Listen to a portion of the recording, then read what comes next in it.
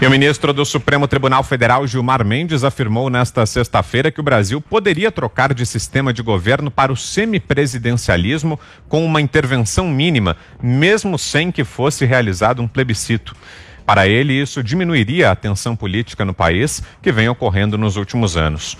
No modelo sugerido pelo magistrado, o presidente tem menos poder e o Congresso escolhe um chefe de governo para ajudá-lo a governar.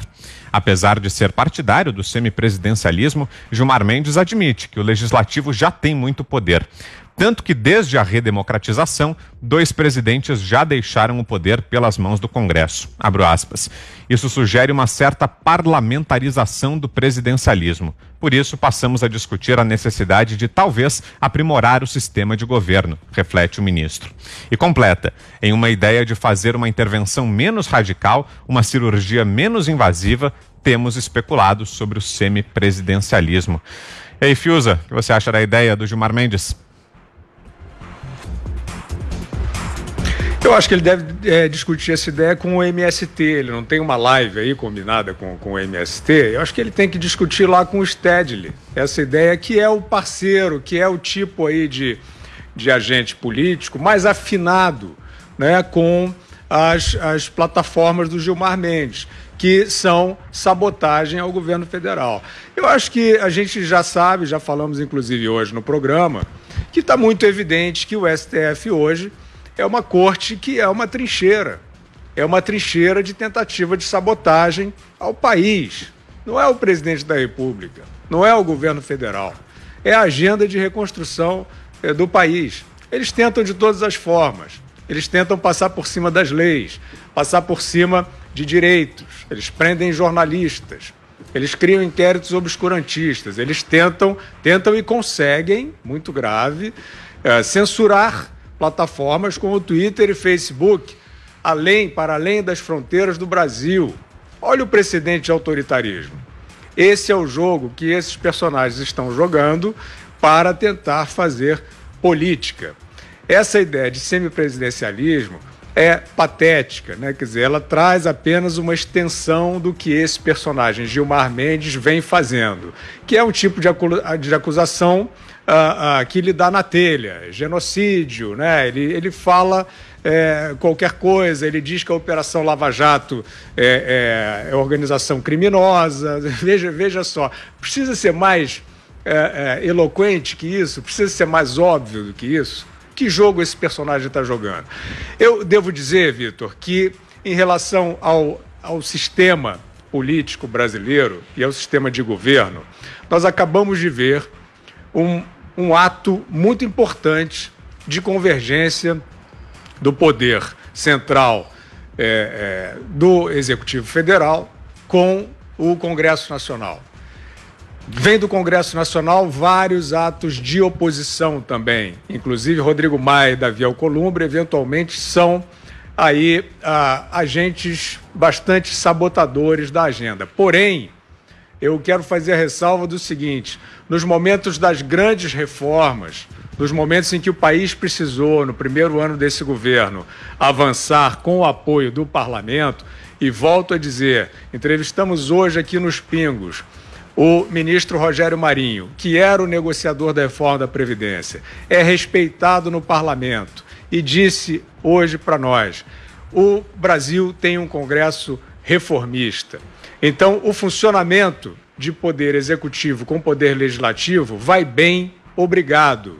As reformas que o Brasil precisa aprovar serão aprovadas de maneira republicana por esses poderes. É lá que está a democracia. E no STF está a trincheira antidemocrática. Inclusive, Zé Maria, essa live aí que o Fiuza mencionou agora está acontecendo nesse momento, a live do ministro Gilmar Mendes com o MST, mas é uma live de acesso restrito. Diga aí, Zé. Eu vou... Fiuza, não é exatamente uma aula não, mas são as historinhas, né? O parlamentarismo no Brasil é um debate antigo. Os tucanos queriam o parlamentarismo, não conseguiram, e aí vem com essa história do semipresidencialismo. O governo Michel Temer foi um governo congressual. Os líderes nomearam ali ministros e tal, e eles eram responsáveis por aprovar no Congresso Nacional projetos como esse do teto de gastos, que foi aprovado no Michel Temer, e depois a reforma trabalhista, uma reação muito importante ali e que acabou dando credibilidade à economia do país, e o Michel Temer interrompeu o caminho certo da economia do Brasil, que ia para o brejo, estava numa dificuldade tremenda. O que acontece é o seguinte: durante o processo da Constituinte, e eu, jovem repórter lá acompanhando os constituintes, toda a elaboração da nova Constituição foi no sentido de levar o país para o parlamentarismo. Qual é a diferença?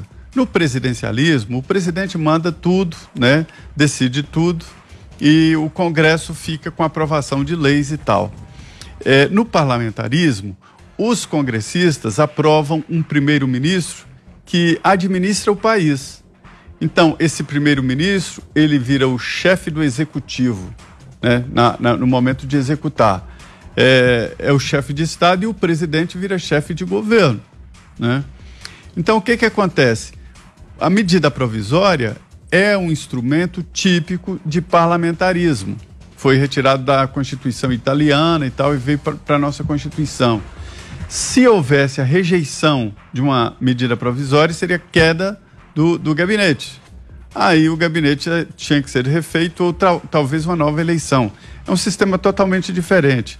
Mas no momento de votar, houve ali uma combinação de fatos, entre eles o tamanho do mandato do ex-presidente Sarney, e acabou ficando presidencialista e com a opção de um plebiscito posterior, levando o país para o parlamentarismo e para a monarquia, para se ter uma ideia. Eram 3 opções: presidencialismo, monarquia, parlamentarista e parlamentarismo. E ganhou o presidencialismo.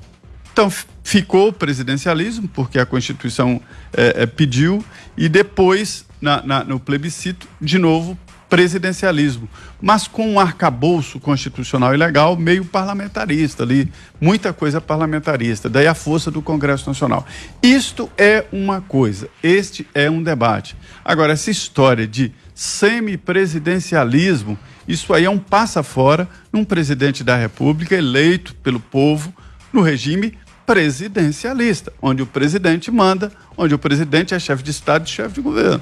Então, quem pregar isso está pregando destituir funções, competências de um presidente eleito. Isso não é sério. Agora, quando vem de um ministro do Supremo Tribunal Federal, a situação se complica ainda mais, né? Você, Roger? Piada, né?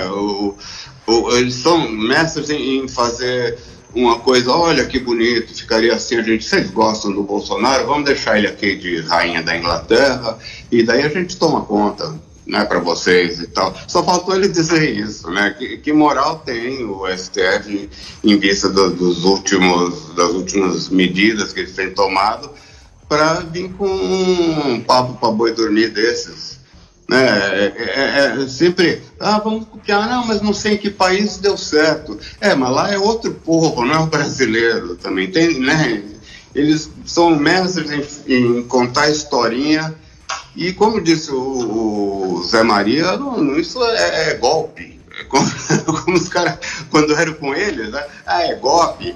Isso é golpe, o cara foi eleito, meu. Acabou, não tem essa de vamos mudar para semipresidencialismo agora, você fica aí ou deixa que eu tomo conta.